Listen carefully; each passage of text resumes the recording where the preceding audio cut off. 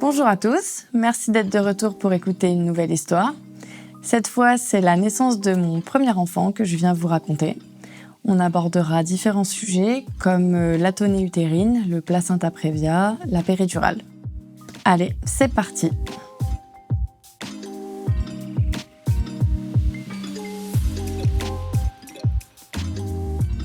Je suis tombée enceinte après 2 ans d'arrêt de pilule. Je me suis vraiment pas inquiétée de ce délai parce que vu que j'ai pris pas mal de médicaments avant, si vous avez regardé les autres épisodes, vous savez de quoi je parle, je me suis dit, voilà, c'est le corps qui doit tout éliminer, donc ça prend du temps. En plus de ça, j'avais quand même 10 ans de pilule derrière moi, donc fallait bien que le cycle se refasse tout doucement. Et puis, vu que mes intestins avaient déjà guéri, j'avais franchement confiance en mon corps et donc je me suis dit, ça viendra, je vais tomber enceinte. Et donc au bout de 2 ans, c'est le cas. Et malheureusement, au bout de... En fait, j'ai fait un test de grossesse et le lendemain, j'ai commencé à perdre du sang, des caillots, etc. Donc je me suis tout de suite rendu compte que l'embryon s'était pas accroché. Et franchement, dur à croire. Enfin, j'y croyais pas trop avant que ça m'arrive, mais ça fait quand même vraiment beaucoup de peine. Ça m'a beaucoup attristée. Mais ça m'a permis de me rendre compte qu'on est nombreuses, en fait, à qui ça arrive. Il y a même des personnes qui se rendent pas compte qu'elles sont tombées enceintes parce que c'est tellement le début, c'est ce qu'on appelle, je crois, les fausses couches précoces ou un truc comme ça, qu'il y a des femmes, elles ont leurs règles, elles croient juste qu'elles ont eu un retard, quoi. Alors que c'était juste une fausse couche, très précoce. Voilà, malgré tout, ça nous a permis d'être sûr, de prendre confiance, de savoir que ça fonctionnait. Et ça, c'est pareil, je crois qu'en fait, on est tous et on est vraiment nombreux et nombreuses à avoir toujours ce doute, tant que ça n'a pas marché, de se dire, est-ce que je suis fertile ? Enfin, je sais que nous, même du côté de mon conjoint, en fait, ça rassure, quoi. Une fois que ça marche, on se dit, oui, en fait, ça a marché, malgré tout.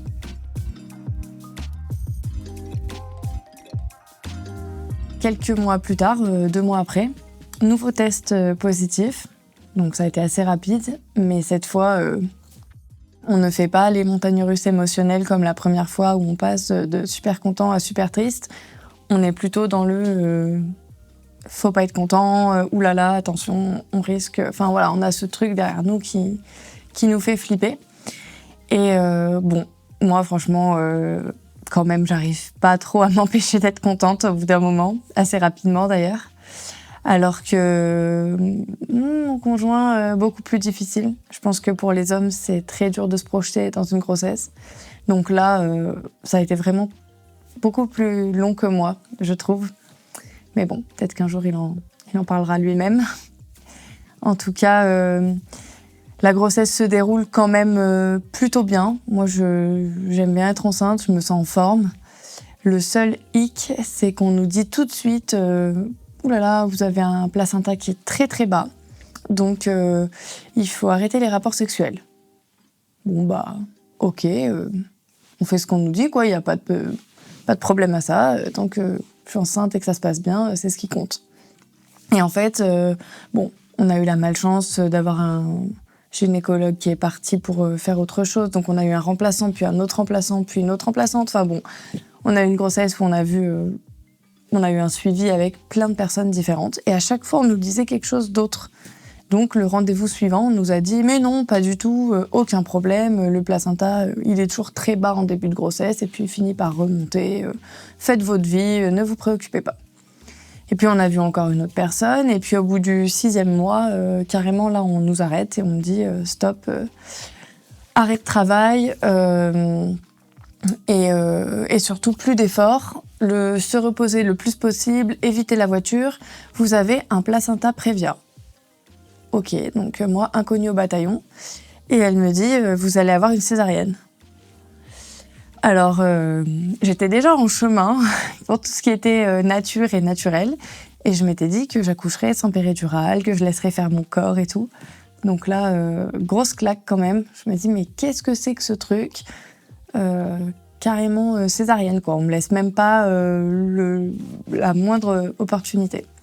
Donc il se passe un mois ou deux comme ça où je suis un peu dépitée, mais bon, je me repose, je fais le moins de choses possible. Je me dis, bon, bah, de toute façon, ce qui est important, c'est de préserver la grossesse, quoi. Et finalement, dernier rendez-vous, elle me dit, bah non, c'est tout bon, le placenta s'est décalé de quelques centimètres, la voie basse est possible, tout va bien, reprenez le cours de votre vie. Ok, bon. À part ça, cette fausse alerte, j'ai eu une super grossesse, j'ai adoré être enceinte. Et au dernier mois, d'ailleurs, j'ai préparé pour éviter... En fait, je craignais d'être déclenchée comme ma copine Léa. Si vous n'avez pas vu, elle est dans l'épisode 3. Elle a eu un déclenchement quelques mois avant que j'accouche. Donc j'avais ça en tête et je me disais, il faut que je trouve des solutions pour pas que ça m'arrive, quoi. Donc à partir de la 37e semaine, j'ai commencé à boire des tisanes de feuilles de framboisier tous les jours. Donc une ou plusieurs dans la journée. Et à manger des dattes, pareil, tous les jours, entre 2 et 5 dattes par jour, au goûter ou au petit déjeuner. Voilà, je consommais ça parce que ça fait du bien. Donc après, bien sûr, vous verrez, je ferai des petits articles, des petits posts pour expliquer tout ça. Mais ça peut aider à préparer le corps au travail qui l'attend. Donc voilà comment s'est passée ma grossesse et ma fin de grossesse. Et ensuite arrive le grand jour.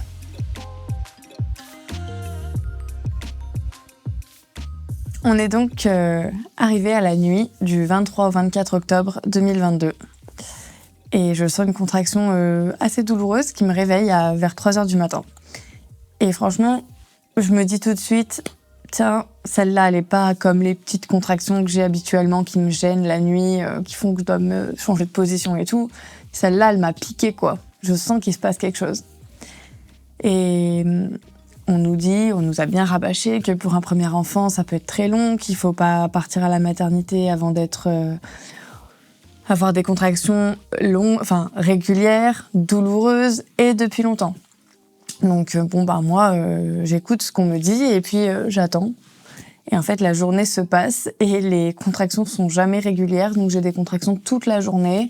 Je fais du ballon, je prends des bains, je prends une douche, je danse, je chante. Enfin, j'essaye de faire quelque chose, de me reposer. Et en fait, parfois elles sont espacées de 3-4 minutes. Et puis parfois, elles sont espacées de 7, 8, 10 minutes, quoi.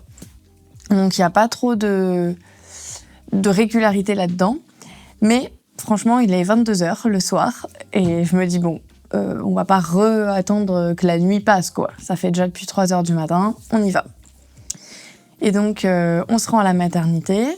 Au contrôle, la sage-femme me dit que je suis dilatée à 4 cm au niveau du col.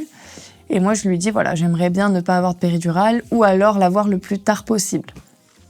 Et donc, elle m'installe dans la salle nature parce qu'il n'y a personne et que, voilà, j'arrive la première. Donc, c'est super, c'est cosy, petite lumière tamisée, il fait chaud, il y a une grosse baignoire. Je suis libre de faire ce que je veux, de passer le temps et de gérer les contractions tranquillement. Donc, mon conjoint, il me met de l'eau sur le dos, ça fait pas mal de bien. Puis au bout d'un moment, assis, debout, j'essaye plusieurs choses, mais ça commence à faire bien mal. Donc je rappelle la sage-femme et je lui demande si elle a pas quelque chose pour m'aider. Et là, elle nous montre le point d'acupression sur la main, donc celui-là. Bon, je vous montrerai. Et elle le montre à mon conjoint et ils se mettent tous les deux, un de chaque côté, un sur chaque main. Ils commencent à me faire ce point-là au moment où j'ai une contraction à chaque fois et c'est incroyable, ça marche vraiment bien. Donc je pense que ça m'aide à tenir bien, je dirais au moins 1h30, 2h comme ça. Bon, la sage-femme, bien sûr, elle reste pas 2 heures. Après, c'est Evan qui me le fait. Et au bout d'un moment, malgré tout, il a beau être super ce point, il suffit plus. C'est-à-dire que j'ai encore plus mal. Donc là, je la rappelle et je lui dis, vous avez un autre tour dans votre sac, quoi, un autre tour de magie. Et elle me dit, non, là, j'ai plus rien de magique à part la péridurale que je peux vous proposer. Et donc là, dans ma tête, c'est la balance, quoi. J'hésite à fond, je me dis, punaise, qu'est-ce que je fais ? En vrai, je suis pas terrassée de douleur, donc je me sens de tenir encore. Mais tenir encore jusqu'à quand ? Parce que si ça dure toute la nuit, si ça dure... si ça dure 2 heures, ok. Si ça dure 10 heures, non. Enfin, j'ai peur. En fait, j'ai plus peur que mal. Et donc, elle me laisse le temps de réfléchir et tout. Puis au bout d'un moment, on la rappelle et on lui dit, bon, allez, quoi. Je lui demande quand même de me faire un contrôle parce que je voulais savoir à peu près si j'étais près du but ou quoi. Et elle me dit que je suis dilatée à 7 et que, voilà, donc elle me dit, c'est super, c'est déjà très bien, bravo. Allez, on va à la péri, quoi, ça va être cool. Et là, du coup, on passe à autre chose. Donc là, changement d'ambiance. C'est-à-dire qu'on me change de salle forcément pour me poser la péridurale. Donc déjà, j'avais très très peur de la péridurale. J'étais traumatisée. L'aiguille, le fait que ça doit faire super mal, qu'en plus je déteste les médicaments. Donc ça me perturbait vraiment de me dire qu'on allait m'injecter un produit hyper puissant. Enfin bon, déjà j'avais peur de ça, ça me perturbait, mais voilà, j'ai dit oui, donc faut y aller. Et en plus de la peur et du changement de salle, je quitte ma bulle d'intimité, de petite lumière, de chaleur. Et la salle d'accouchement, c'est pas ça, quoi. C'est des lumières blanches, il fait frais quand même si une maternité, c'est quand même bien chauffé, hein, mais l'ambiance est vraiment différente. Et puis, je demande la péridurale ambulatoire en me disant, je vais pouvoir me déplacer, mais non, c'est pas possible. En fait, t'as le cathéter sur la main, le truc de la saturation sur le doigt, le monito sur le ventre, la péridurale dans le dos.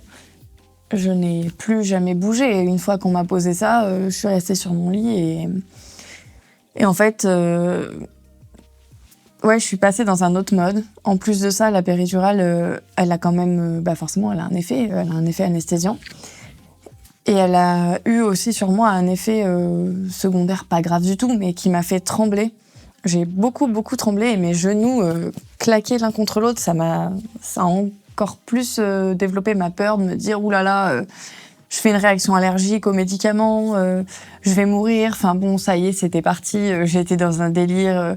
Le monito, il buguait, donc à chaque fois, j'avais l'impression que le cœur du bébé ne battait plus. Là, je suis passée d'un truc hyper cosy, un truc hyper flippant, super angoissant. J'ai changé de mode dans ma tête. Mais il y a aussi un autre truc qui a changé, c'est que le travail s'est complètement arrêté. Donc ça, on nous le dit un peu. Enfin, c'est pas très clair, mais on sait que la péridurale peut ralentir le travail. Elle peut vraiment beaucoup, beaucoup, beaucoup le ralentir. Pour ma part, elle l'a carrément arrêté. Donc je pense que c'est pas que la péri, c'est aussi le mode mental dans lequel je me suis mis. Mais clairement, les contractions, c'est pas que je les sentais plus, c'est que je n'en avais plus. Au bout d'un moment, quelques heures, elles ont dû venir essayer de me changer de position. Je me rappelle qu'à un moment, elles m'ont mis sur le côté une jambe pliée, après accroupie. Enfin bon, en me disant, il faut que le travail se relance, peut-être que la poche des os va se percer si vous mettez comme ça. Bon, rien ne se passe. Au final, l'injection d'ocytocine. Et voilà, et donc la nuit se déroule comme ça. Au bout d'un moment, il y en a une qui vient faire un contrôle et au moment de l'auscultation, la poche des os se rompt. Et tout doucement, la poche des os, l'ocytocine, ça se relance un peu. En fin de nuit, il y a une nouvelle sage-femme qui arrive parce que changement de garde, elle se présente. Et quelques heures après, elle revient, je crois vers 10h, elle me dit « vous êtes à dilatation complète, reposez-vous. Le bébé met 2 heures à descendre dans le bassin, donc dans 2 heures, vous pourrez pousser. Et surtout, reposez-vous, dormez un peu. » Forcément, moi, je suis réveillée depuis très très longtemps. Et je m'endors, et je me réveille quelques minutes après, je suis dégoûtée de m'être endormie. Je me dis « mais comment ça, je dors alors que c'est c'est quand même l'un des jours les plus importants de ma vie, quoi. » Mais bon, à midi, elle arrive, donc bien 2 heures après, elle va chercher un gynéco, elle me dit « ça y est, c'est bon, faut pousser ». Du coup, je m'exécute, je pousse, et au bout d'un moment, le gynéco me dit « vous avez le périnée dur comme de la pierre, je vais sortir le ciseau ». Je lui ai dit « non, vous allez pas sortir le ciseau, laissez-moi réessayer, quoi ». Et du coup, là, bon, je donne tout ce que j'ai, je prends toute la force qui me reste. et mon fils naît. Et on me le pose sur moi. Voilà, à chaque fois, il faut que je touche ce truc. Et en fait, il est un peu plus bas, donc je suis un peu déçue. Moi, je le vois pas. Il est bas, il a sa tête tournée vers là, donc il n'y a que papa qui peut le voir. En tout cas, moi, je suis contente. Ça a l'air de s'être bien passé. La sage-femme me dit que j'ai pas de déchirure, donc pour quelqu'un qui a un périnée dur comme de la pierre, c'est cool. Et voilà, à ce moment-là, moi, j'ai l'impression que tout roule, quoi. Elle se met à me masser le ventre. Plusieurs fois, ça me fait super mal, mais elle me dit oui, c'est normal, c'est les gestes de soins après l'accouchement. Mais je vois quand même qu'elle dit au gynéco, je sais pas, elle lui dit un truc du style, tu peux rester 5 minutes. Je sens qu'elle a besoin de lui, quoi. Lui, il range son matos et puis il lui dit je sais pas, je reste. Il se passe un petit truc, mais rien d'inquiétant, quoi. Et en fait, à chaque fois qu'elle me masse le ventre, elle appuie comme ça avec son poing. Je sens que j'ai du sang qui s'écoule, quoi. Mais elle est pas paniquée, elle s'affole pas, donc bon. Elle continue de faire ça, et à ce moment-là, il y a quelqu'un qui rentre dans la salle. Au bout de, 15-20 minutes qu'elle fait ça, quelqu'un rentre dans la salle et lui dit « Anne, césarienne en urgence !» Le gars, il a une Charlotte, comme dans les films. Vite, on a besoin de toi. Elle reste hyper calme, hyper professionnelle, et elle lui dit « Oui, je finis avec ma patiente et j'arrive. » Et là, elle nous explique que l'utérus a besoin de se contracter pour reprendre sa place après l'accouchement, et que quand il se contracte, il évacue le sang, et qu'il doit rester comme ça, contracté. Et que le mien, il a tendance à se relâcher, se gorger de sang. Et c'est pas ouf comme situation, donc il faut que Evan, mon conjoint, continue ce qu'elle est en train de faire, c'est-à-dire de me masser le ventre pendant qu'elle part. Donc elle lui explique la technique, et elle lui dit « Voilà, monsieur, vous faites ça pendant le temps que je revienne, toutes les 5 minutes, vous massez de cette façon-là, et il faut qu'il y ait plus de sang qui coule, quoi. » Et donc il s'exécute comme un bon sage-femme, et elle s'en va faire sa césarienne. Puis elle revient au bout d'1 heure. Et là, nous, ça va, hein, il a fait le job super bien. Moi, j'ai super mal au ventre, mais sinon, on est en forme, quoi.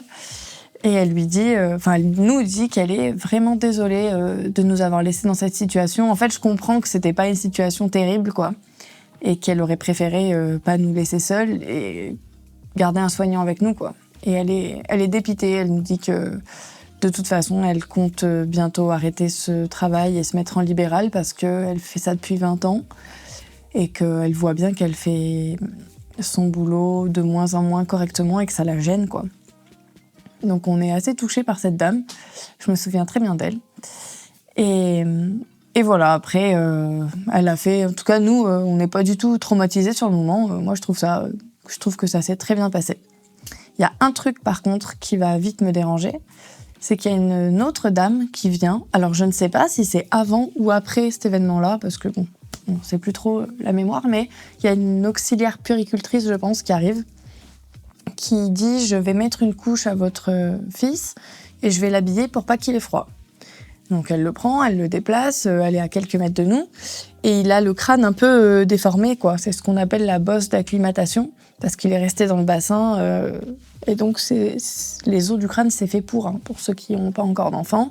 Les os du crâne ne sont pas figés, ne sont pas soudés, et ils sont faits exprès pour bouger un petit peu et traverser le corps de la mère. Donc il n'y a pas c'est physiologique, c'est la nature qui est prévue comme ça. Et donc certains bébés naissent avec le crâne un peu déformé, et dans les heures ou les jours qui suivent, le crâne se redresse. Et donc c'est ce qui s'est passé pour notre fils. Et tout de suite, elle nous dit « Ouh là là, il a une belle bosse d'acclimatation, il doit avoir mal, on va lui mettre un suppôt de Doliprane. » Sur le moment, ouais, ok, je prête pas attention. Mais c'est plus tard que ça va me travailler. Et en fait, elle nous dit aussi un truc qui m'a pas trop plu, c'est qu'elle nous dit, mais elle nous remarque en gros qu'on a pris que des vêtements trop petits. Il est grand, votre fils, donc il fallait pas prendre que du 0 mois. Bon, voilà, nous on est parents d'un premier enfant. Voilà, je vais pas trop aimer me faire disputer. Voilà, il y aurait plein d'autres choses à dire. on fera ça dans une autre vidéo, les suites de couches, l'allaitement. Mais déjà là, on va stopper là pour l'histoire et puis on fait une petite conclusion pour les infos les plus importantes. Voilà donc le récit de mon accouchement hyper classique. Pour juste résumer, en gros, j'ai accouché dans une clinique privée, tout simplement parce que c'est l'endroit le plus proche de chez moi pour accoucher. Et dans ma commune, quasiment tout le monde accouche à cet endroit-là. Je me suis même pas posé la question d'accoucher ailleurs. C'est pour ça qu'il y avait une sage-femme et un gynéco lors de l'accouchement. Et en gros, si je résume juste en petits points, j'ai fait première partie du travail à la maison, deuxième partie un petit moment dans la salle nature, ensuite pause de la péri, ensuite ralentissement du travail, ensuite ocytocine. Et en gros, ça j'ai compris, mais bien après, que c'est une cascade. D'habitude, pour accoucher, on a besoin d'une cascade hormonale. C'est-à-dire qu'il y a une hormone qui va en entraîner une autre, qui va en entraîner une autre, qui va mettre tout en route pour accoucher de la meilleure manière possible. Et là, moi, je suis plutôt rentrée dans un schéma de cascade d'intervention. C'est-à-dire que la péridurale, c'est un anesthésiant. Donc forcément, quand on anesthésie le muscle qui a le plus besoin de travailler à ce moment-là, ça ralentit. Enfin, c'est complètement logique. Sauf que je m'étais jamais posé cette question, je m'étais jamais projetée comme ça. Forcément, ça ralentit. Donc forcément, si ça ralentit, on peut pas me laisser comme ça pendant des heures et des jours sans travail. Donc on va devoir, derrière, inciter le travail à reprendre. Donc d'un côté, on a ralenti le travail avec une péri, puis ensuite on le relance avec de l'ocytocine de synthèse. C'est tout un mécanisme qui fait qu'au final, ça c'est pareil, je l'ai appris plus tard. En fait, j'ai demandé mon dossier médical dans cette clinique et j'ai fait des recherches de mon côté pour comprendre que l'histoire de massage de ventre, c'est ce qu'on appelle une atonie utérine. C'est quand l'utérus ne se recontracte pas. En gros, donc c'est ce que j'expliquais vite fait tout à l'heure, il a besoin de se contracter, reprendre sa place. Quand il se relâche, il se gonfle, il se gorge de sang. Quand il se recontracte, forcément le sang s'écoule et c'est pas quelque chose qui peut durer, quoi. Enfin, au bout d'un moment, ça peut devenir dangereux. Donc c'est pour ça qu'il y a ce fameux massage pour recontracter l'utérus, pour éviter l'hémorragie, parce que s'il y a hémorragie, après derrière, c'est beaucoup plus lourd, transfusion, etc. Et moi, je me suis posé la question de pourquoi j'ai fait une atonie utérine. J'ai cherché, donc j'ai vu ce terme dans mon dossier médical, j'ai cherché, je vous montrerai un peu sur quoi je cherche sur Internet, j'ai quelques sites fiables et médicaux, en fait. Et en fait, l'atonie utérine, elle arrive la plupart du temps à des femmes, je crois qu'ils disent multipares ou je sais plus, mais en gros celles qui ont eu beaucoup d'enfants. On estime à peu près à partir de 4, 5, 6 accouchements que l'utérus est fatigué. En gros, c'est ça. Il s'est tellement de fois gonflé, recontracté, puis regonflé, puis recontracté, qu'il y a un moment, il a beaucoup plus de mal à reprendre sa place. Et donc, au bout de 5-6 accouchements, c'est beaucoup plus courant, ce genre de choses. Sauf que moi, c'est pas du tout mon cas, c'était mon premier enfant. Donc, j'ai cherché d'autres causes qui pouvaient expliquer ça. Et donc, une autre cause, c'est un accouchement très long ou une péridurale prolongée. Et donc là, on arrive typiquement dans mon cas. Et si je reprends la cascade, ben oui, l'accouchement, il est très long parce qu'il a ralenti et forcément, je suis sous péridurale. Donc si le travail ralentit, il dure longtemps, donc la péridurale est prolongée. Donc en fait, c'est ça qui explique que mon utérus, il a été anesthésié tellement longtemps. Mon accouchement de la première contraction à 3h du matin, la nuit du 23 au 24, jusqu'au 25 à 12h20 que j'accouche. Il a duré 33 heures à peu près. C'est ça qui explique que mon utérus n'arrivait plus à se contracter. Voilà, tout ça, c'est des choses que j'ai mis des mois à avoir dans ma tête et à me dire, tiens, mais en fait, est-ce que ça aurait pu être évité ? Comment j'aurais pu faire autrement ? j'ai aucune culpabilité. Hein. Franchement, c'est juste, je me dis, c'est dommage que je savais pas tout avant. J'aurais peut-être fait différemment, ou j'aurais peut-être demandé un autre accompagnement avec quelqu'un qui est plus dans... pas une doula ou une sage-femme plus spécialisée dans l'accouchement physiologique qui m'aurait peut-être soutenue dans le fait que non, t'inquiète, ton col est dilaté à 7, ça veut dire que t'arrives en phase de travail active. Enfin voilà, je sais pas ce que j'aurais fait d'autre, en tout cas j'ai fait comme ça. Mais c'est tout ce chemin qui m'a menée à accoucher pour ma fille, donc mon deuxième accouchement, chez moi. Bon, ça, on en parlera dans une autre vidéo. Je vais pas trop vous spoiler. Mais c'est tout ce cheminement-là. Il y a un truc, par contre, qui a pas pris des mois à m'énerver, c'est l'histoire de l'auxiliaire puéricultrice. Ça, j'en parle parce que vraiment, c'est... Protéger vos enfants dès qu'ils naissent, quoi. Ça m'énerve de me dire que... Il faut lui mettre une couche, il faut l'habiller. Bon, ok, d'accord. Moi, je suis avec tous mes fils, elle le prend, elle l'habille. Déjà, pourquoi pas, le papa aurait pu le faire. Enfin bon. Mais surtout, le suppôt de Doliprane à la naissance, alors que je prends jamais de médicaments, j'ai pas pris un Doliprane ou un Spasfon de toute la grossesse, parce que je voulais pas que ça aille dans mon bébé. J'ai arrêté de fumer j'ai fait super gaffe à tout ce que j'ingérais, les produits laitiers, les machins, la charcuterie. Allez, il vient à peine de naître, un suppôt de Doliprane. Et donc ça, je l'ai eu en travers et j'en ai parlé à un pédiatre quelques jours après à la maternité en lui disant, voilà, votre collègue, elle a fait ça ce jour-là, elle m'a même pas demandé. Est-ce que vraiment mon bébé, il avait mal à la tête, quoi? Et le pédiatre m'a répondu, vous savez, même si c'était le cas, la meilleure chose à faire, ça aurait été de le mettre contre le sein de sa mère. Et donc ça m'a super soulagée de me dire, ouais, en fait, j'ai raison, quoi. Il avait pas mal, il avait juste besoin peut-être d'être contre moi, mais en tout cas, il avait pas besoin d'un Doliprane, quoi. Donc pareil, c'est aussi pour ça que je me suis dit la prochaine fois, personne va toucher mon bébé, c'est moi qui décide de ce qu'on lui fait, c'est moi qui décide si on lui met une couche, si on l'habille, si je veux le garder contre moi, c'est mon bébé, quoi.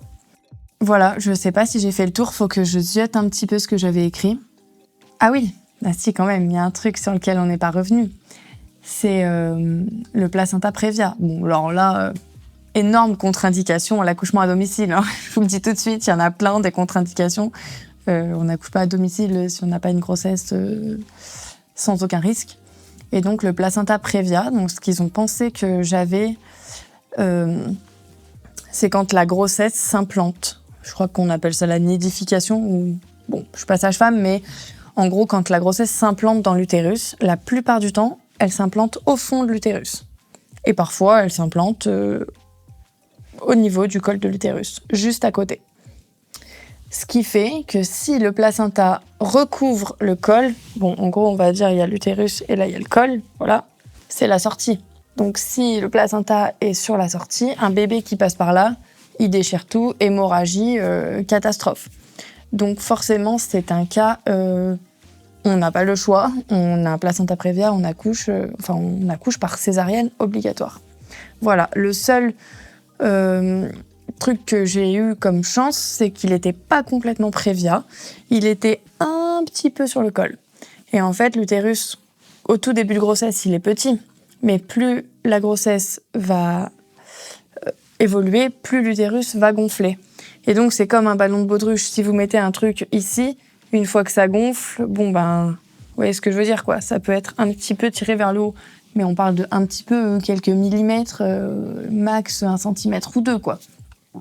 Voilà, de toute façon, il ne faut pas s'affoler tout de suite. Placenta Prévia, on le sait, vers 6-7 mois de grossesse, si vraiment c'est cuit. Et si c'est cuit, c'est pas grave, il vaut mieux accoucher par césarienne correctement avec un bébé et une maman en pleine forme.